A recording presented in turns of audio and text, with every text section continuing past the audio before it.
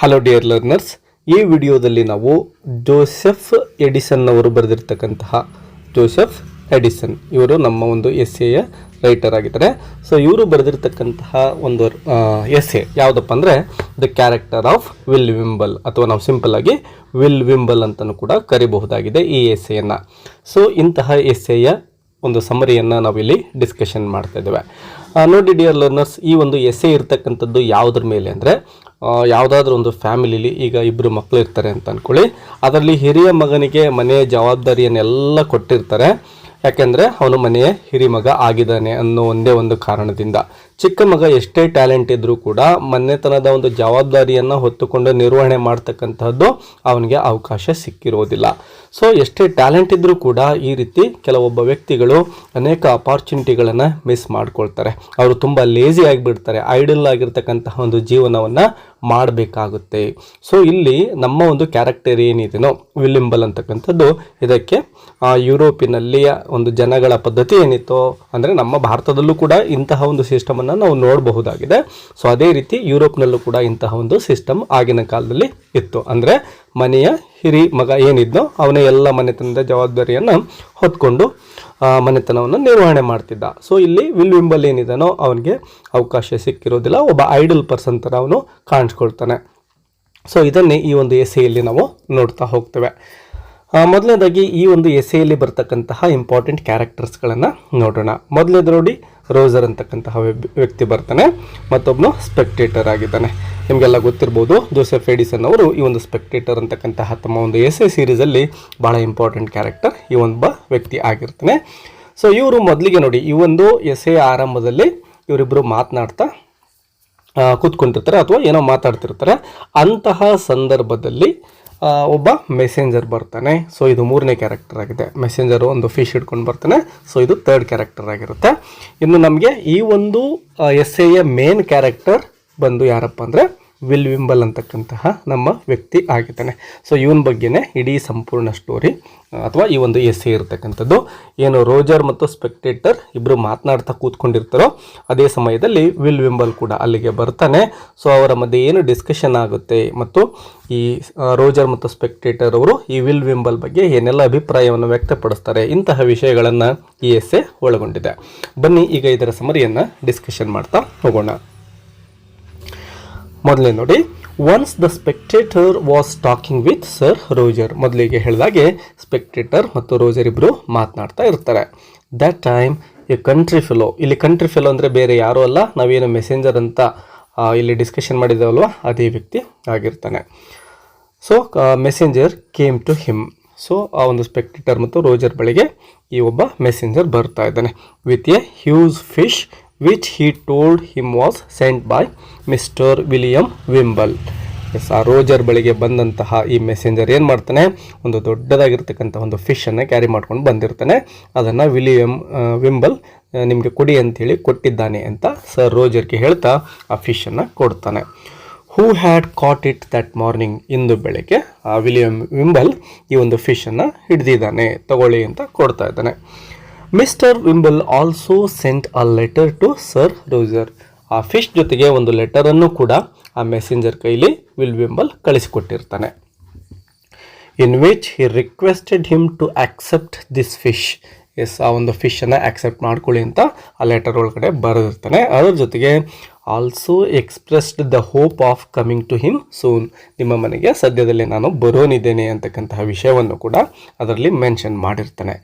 He also mentioned that he is willing to stay with him for a week. Yes ನೋಡಿ, ನಾನು ನಿಮ್ಮ ಮನೆಗೆ ಬರ್ತೀನಿ ಮತ್ತು 1 ವಾರಗಳ ಕಾಲ ನಿಮ್ಮ ಮನೆಯಲ್ಲಿ ನಾನು ಯಾವುದೋ ಒಂದು ಕಾರಣಕ್ಕಾಗಿ ಉಳ್ಕೋಬೇಕಾಗಿದೆ, ಅಂದರೆ ವಸತಿ ಮಾಡಬೇಕಾಗಿದೆ, ಅದಕ್ಕೆ ಅವಕಾಶವನ್ನು ನೀವು ಕೊಡ್ತೀರಾ ಅಂತ ಭಾವಿಸ್ಕೊಂಡಿದ್ದೇನೆ ಅಂತಕ್ಕಂತಹ ವಿಷಯವನ್ನು ಕೂಡ ಆ ಲೆಟರಲ್ಲಿ ವಿಲಿಯಂ ಅಥವಾ ವಿಂಬಲ್ ಬರೆದಿರ್ತಾನೆ. He ended his letter with a short description of how he had spent the last 6 days. ಕಳೆದ 6 ದಿನಗಳು ಯಾವ ರೀತಿ, ಅಂದರೆ ಒಂದು ವಾರದಲ್ಲಿ 7 ದಿನಗಳಿರ್ತವೆ. ಸೊ 6 ದಿನಗಳನ್ನು ಯಾವ ರೀತಿ ಕಳೆದಿದ್ದ ಅಂತಕ್ಕಂತಹ ವಿಷಯಗಳನ್ನು ಆ ಒಂದು ಲೆಟರಲ್ಲಿ ಬರೆದು ಕಳಿಸಿರ್ತಾನೆ. ನೆಕ್ಸ್ಟ್ ಪ್ಯಾರಾಗ್ರಾಫ್ ನೋಡಿ. The spectator wanted to know all about this strange gentleman. So ಈ ಲೆಟರ್ ಬರೆದಿರ್ತಕ್ಕಂತಹ ವ್ಯಕ್ತಿ ಯಾರಿರ್ಬೋದು ಅಂತಕ್ಕಂತಹ ಒಂದು ಪ್ರಶ್ನೆ ಸ್ಪೆಕ್ಟೇಟರ್ಗೆ ಮೂಡುತ್ತೆ. ಅಂದರೆ ಅವನೀಗ ರೋಜರ್ ಜೊತೆ ಮಾತನಾಡ್ತಾ ಇದ್ನಲ್ವಾ, ಸೊ ರೋಜರನ್ನು ಹೆಚ್ಚಿನ ಮಾಹಿತಿಯನ್ನು ಅವನು ಕೇಳಲಿಕ್ಕೆ ಬಯಸ್ತಾ ಇದ್ದಾನೆ. He soon learned that Will Wimble was a younger brother to a baronet. Yes, ಒಬ್ಬ ಬ್ಯಾರೋನೆಟ್ಗೆ ಒಬ್ಬ ತಮ್ಮ ಆಗಿದ್ದಾನೆ ಇವನು ಅಂಥೇಳಿ ಮಾಹಿತಿ ಸಿಗುತ್ತೆ. And was of the famous old family of the Wimbles ಅಂತಕ್ಕಂತಹ ಒಂದು ಫೇಮಸ್ ಫ್ಯಾಮಿಲಿ ಇರುತ್ತೆ. ಸೊ ಆ ಫ್ಯಾಮಿಲಿಯಲ್ಲಿ ಇವನು ಚಿಕ್ಕ ಮಗ ಅಂತಕ್ಕಂತಹ ಒಂದು ಮಾಹಿತಿಯನ್ನು ಈ ಸ್ಪೆಕ್ಟೇಟರ್ ಪಡ್ಕೊಳ್ತಾನೆ ಆ ರೋಜರ್ನಿಂದಾಗಿ. His age is between 40 and 50. Yes, Will ವಿಂಬಲ್ನ ಏಜ್ ಎಷ್ಟಾಗಿರುತ್ತೆ ಅಂದರೆ ಸುಮಾರು 40 ರಿಂದ 50 ವರ್ಷದ ವ್ಯಕ್ತಿ ಅವನಾಗಿರ್ತಾನೆ. But as he has not been bred up to any business, he spends his time by superintending his elder brother's game. Yes ನೋಡಿ, ಸುಮಾರು 40-50 ವರ್ಷ ಅಂದರೆ ಒಂದು ಜವಾಬ್ದಾರಿ ಅವನಿಗೆ ಇರಬೇಕಾಗಿತ್ತು. ಯಾವುದಾದ್ರೂ ಒಂದು ಬಿಸ್ನೆಸ್ಸು ಅಥವಾ ಒಂದು ಕೆಲಸವನ್ನು ನಿರ್ವಹಣೆ ಮಾಡಬೇಕಾಗಿತ್ತು. ಬಟ್ ಈ ವಿಲ್ ವಿಂಬಲ್ಗೆ ಆ ರೀತಿಯಾಗಿರ್ತಕ್ಕಂತಹ ಯಾವುದೇ ಒಂದು ಬಿಸ್ನೆಸ್ ಆಗಲಿ ಕೆಲಸ ಆಗಲಿ ಇರಲಿಲ್ಲ. ತನ್ನ ಜೀವನವನ್ನು ತಾನೇ ನಿರ್ವಹಣೆ ಮಾಡ್ತಕ್ಕಂಥದ್ದು ಅಲ್ಲಿ ಕಾಣ್ತಾ ಇಲ್ಲ. His main occupation is hunting. Yes, ಅವನ ಮುಖ್ಯ ಉದ್ಯೋಗ ಅಥವಾ ಕೆಲಸ ಏನಪ್ಪ ಅಂದರೆ ಹಂಟಿಂಗ್ ಮಾಡೋದು. ಅಂದರೆ ಟೈಮ್ ಪಾಸ್ಗೆ ಯಾವ ರೀತಿ ಮಾಡ್ತಾರಲ್ವ, ಇದು ಅವನಿಗೆ ಫುಲ್ ಉದ್ಯೋಗನೇ ಆಗಿರುತ್ತೆ. ಹಂಟಿಂಗ್ ಮಾಡ್ತಕ್ಕಂಥದ್ದು, ಸುಮ್ಮನೆ ಬೇಟೆ ಆಡ್ತಕ್ಕಂಥದ್ದು, ಫಿಶಿಂಗ್ ಮಾಡ್ತಕ್ಕಂಥದ್ದು, ಇಂಥದ್ರಲ್ಲಿ ತೊಡ್ಕೊಂಡಿರ್ತಾನೆ. But he is actually a very idle person. Yes, ಮೊದಲಿಗೆ ಹೇಳಿದಾಗೆ ತುಂಬ ಐಡಲ್ ಪರ್ಸನ್ ಇವನಾಗ್ಬಿಟ್ಟಿದ್ದಾನೆ. And wastes his time with making trifles for the women folk. Yes, ವುಮೆನ್ಗಳಿಗೆ ಅಂದರೆ ಸುತ್ತಮುತ್ತ ಇರ್ತಕ್ಕಂಥ ಅನೇಕ ಹೆಣ್ಣು ಮಕ್ಕಳಿಗೆ ಅವ್ರಿಗೆ ಬೇಕಾದಂತಹ ಕೆಲವೊಂದಿಷ್ಟು ವಸ್ತುಗಳನ್ನು ಮಾಡಿಕೊಡ್ತಕ್ಕಂತಹ ಕೆಲಸದಲ್ಲಿ ಇವನು ತೊಡಗಿರ್ತಾನೆ. ಅಂದರೆ ಹ್ಯಾಂಡಿಕ್ರಾಫ್ಟ್ ವರ್ಕ್, ಕೈಯಿಂದ ಏನು ಕರಕುಶಲ ಕೆಲಸಗಳು ಅಂತ ಕರಿತೀವಲ್ವ, ಅಂತಹ ಕೆಲಸಗಳನ್ನು ಇವನು ಮಾಡ್ತಾ ಇರ್ತಾನೆ. He always carries tulips to present to others. Yes, ಯಾವಾಗಲೂ ಕೂಡ ಇವನ ಬಳಿ ಟ್ಯೂಲಿಪ್ಸ್ ಅಂತಕ್ಕಂಥ ಒಂದು ಫ್ಲವರ್ ಇದ್ದೇ ಇರುತ್ತೆ. ಆ ಹೂವುಗಳನ್ನು ಹಿಡ್ಕೊಂಡೆ ಇವನು ತಿರುಗಾಡ್ತಿರ್ತಾನೆ, ಬೇರೆಯವರಿಗೆ ಆ ಹೂವನ್ನು ಪ್ರೆಸೆಂಟ್ ಆಗಿ ಕೊಡ್ತಾ ಇರ್ತಾನೆ. He often makes nets and presents them to his friends. Yes, ಮೀನನ್ನು ಹಿಡಿಲಿಕ್ಕೆ ಏನು ನೆಟ್ ಬೇಕಲ್ವಾ ಅಥವಾ ಮೀನಿನ ಬಲೆ ಬೇಕಲ್ವಾ, ಅಂತಹ ಮೀನಿನ ಬಲೆಗಳನ್ನು ರೆಡಿ ಮಾಡ್ತಾ ಇದ್ದ ಮತ್ತು ತನ್ನ ಫ್ರೆಂಡ್ಸ್ಗೆ ಅವುಗಳನ್ನು ಫ್ರೀಯಾಗಿ ಪ್ರೆಸೆಂಟ್ ಮಾಡ್ತಾ ಇದ್ದ. Or sometimes he obliges the ladies with garters of his own knitting. Yes, ಆ ಹೆಣ್ಮಕ್ಳು ಧರಿಸ್ತಕ್ಕಂತಹ ಗಾಟರ್ಸ್ ಅಂತಕ್ಕಂಥ ಒಂದು ಬಟ್ಟೆಯ ಪ್ರಕಾರ ಆಗಿರುತ್ತೆ. ಸೊ ಅದನ್ನು ತಾನೇನೆ ಕೈಯಿಂದ ಹೆಣೆದ್ಬಿಟ್ಟು ಅನೇಕ ಲೇಡೀಸ್ಗೆ ಕೊಡ್ತಾ ಇದ್ದ. This makes him a favourite with all people. ನೋಡಿ, ಈ ರೀತಿ ಉಚಿತವಾಗಿ ಅನೇಕ ವಸ್ತುಗಳನ್ನು ರೆಡಿ ಮಾಡಿಬಿಟ್ಟು ತನ್ನ ಫ್ರೆಂಡ್ಸ್ಗಿರ್ಬೋದು, ಸುತ್ತಮುತ್ತ ಇರತಕ್ಕಂತಹ ಲೇಡೀಸ್ಗಿರ್ಬೋದು ಏನು ಕೊಡ್ತಾ ಇದ್ದ. ಅದು ಯಾವುದೇ ದುಡ್ಡನ್ನು ತೆಗೆದುಕೊಳ್ತಾ ಇರಲಿಲ್ಲ. ಹಾಗಾಗಿ ಎಲ್ಲ ಜನರಿಗೂ ಕೂಡ ಇವನು ತುಂಬ ಅಚ್ಚುಮೆಚ್ಚು ವ್ಯಕ್ತಿ ಆಗಿರ್ತಾನೆ. ಎಸ್, ನೋಡಿ, ಅವ್ನಿಗೆ ಯಾವುದೇ ಜವಾಬ್ದಾರಿ ಇಲ್ಲ ಅಂತಕ್ಕಂಥದ್ದು ಇಲ್ಲೇನೆ ನಮಗೆ ಅರ್ಥ ಆಗ್ತಾ ಇದೆ. ಯಾಕೆಂದರೆ ಅವನು ಏನೇ ಮಾಡಿದರೂ ಕೂಡ ಅದೆಲ್ಲವನ್ನು ಕೂಡ ಫ್ರೀಯಾಗಿ ತನ್ನ ಫ್ರೆಂಡ್ಸ್ ಇರ್ಬೋದು, ಬೇರೆಯವ್ರಿಗೆ ಶೇರ್ ಮಾಡ್ಕೊಳ್ತಾ ಇದ್ದಾನೆ. This description of Will Wimble's character which was being related to the spectator by sir Roger was interrupted by the arrival of Mister Wimble himself. ಈ ರೀತಿ ಏನು ಸ್ಪೆಕ್ಟೇಟರ್ ಮತ್ತು ರೋಜರ್ ಇಬ್ಬರು ಮಾತನಾಡ್ಕೊಳ್ತಾ ನಿಂತ್ಕೊಂಡಿರ್ತಾರೋ ವಿಲ್ ವಿಂಬಲ್ ಬಗ್ಗೆ, ಅದೇ ಟೈಮ್ಗೆ ಇವನು ಇಂಟರಪ್ಟ್ ಮಾಡ್ತಾ ಇದ್ದಾನೆ. ಅಂದರೆ ಆ ರೋಜರ್ ಮನೆಗೆ ಬರ್ತಾ ಇದ್ದಾನೆ. The spectator noticed how sincerely the old night welcomed the gentleman and how Wimble on the other hand was also happy to meet Sir Roger. Yes, Will Wimble ಬಂದ ತಕ್ಷಣವೇ ಸರ್ ರೋಜರ್ ಏನು ಮಾಡ್ತಾನೆ, will ವಿಂಬಲ್ನನ್ನು ತುಂಬ ಪ್ರೀತಿಯಿಂದ ಸ್ವಾಗತವನ್ನು ಮಾಡ್ಕೊಳ್ತಾನೆ. ಅದೇ ರೀತಿ will Wimble ಕೂಡ ತುಂಬ ಗೌರವವನ್ನು ತೋರಿಸ್ತಾನೆ. ಸೊ ಅವರಿಬ್ಬರು ಕೂಡ ಹ್ಯಾಪಿ, ಒಂದು ಏನು ಸಂತೋಷದಿಂದ ಮೇಟ್ ಆಗ್ತಾ ಇರ್ತಕ್ಕಂಥದ್ದು ಸ್ಪೆಕ್ಟೇಟರ್ ಕಣ್ಗೆ ಬೀಳ್ತಾ ಇದೆ. Will Wimble desired that the knight lend him one of his servants to carry a box of shuttlecocks to a lady whom he had promised the present for more than half year. Yes, Will Wimble ಏನು ಮಾಡ್ತಾನೆ, Roger ಹತ್ರ ಕೇಳ್ತಾನೆ, ಒಬ್ಬ servant ಇದ್ದರೆ ಕರೆಸಿ, ಯಾಕೆಂದರೆ ನಾನೇನು ಇಲ್ಲಿ ಬಾಕ್ಸ್ ಆಫ್ ಶಟಲ್ ಕಾಕ್ಸನ್ನು ರೆಡಿ ಮಾಡ್ಕೊಂಡು ಬಂದಿದ್ದೇನೋ ಇವುಗಳನ್ನು ಒಬ್ಬ ಲೇಡಿ ಕೈಲಿ ಕೊಡಬೇಕಾಗಿದೆ.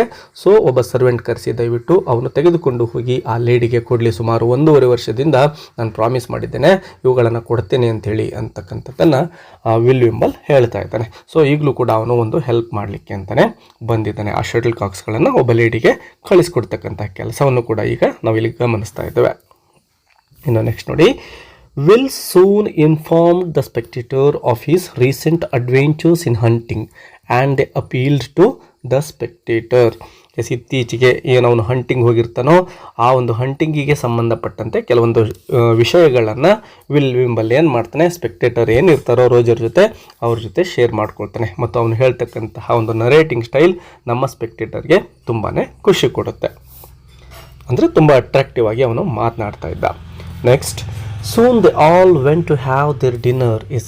ಹೀಗೆ ಮಾತನಾಡ್ತಾ ಊಟದ ಟೈಮ್ ಆಗುತ್ತೆ, ಊಟಕ್ಕೆ ಹೊರಡ್ತಾ ಇದ್ದಾರೆ ಎಲ್ಲರೂ ಕೂಡ. Here the first dish happened to be very fish which had been caught that very morning by will.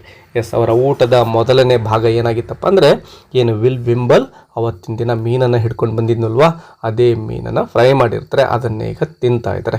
So ತಿಂತ ಏನು ಮಾತನಾಡ್ತಾರೆ, Will naturally started a long story about how he had hooked the fish, played with it, foiled it and at last had brought it out upon the bank.